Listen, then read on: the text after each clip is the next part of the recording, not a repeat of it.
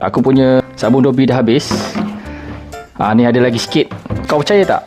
Aku selalu order sabun Dobby, paket dia kecil macam ni je. Sabun Dobby DIY. Memang kecil toek ni je. Korang kena bancuh dalam baldi. Korang boleh dapat dalam 17 liter. Bersamaan dengan 3 atau 4 tong yang macam ni. Sepaket macam ni. Sabun ni daripada Antibac Plus. Aku suka sebab dia made in Malaysia. Dia punya bau memang wangi. Plain base. Antibakteria juga, walaupun bancuh sendiri. Deterjen dengan perfume sekali. Memang wangi. So dalam ni siap ada kit dia dah. Cara nak bancuh dia, korang just follow kat sini. Korang boleh dapat dalam 16 liter. Ikut je step-step yang senang ni. Siap dalam 2 minit. Korang dapat kelikat gila sabun dia.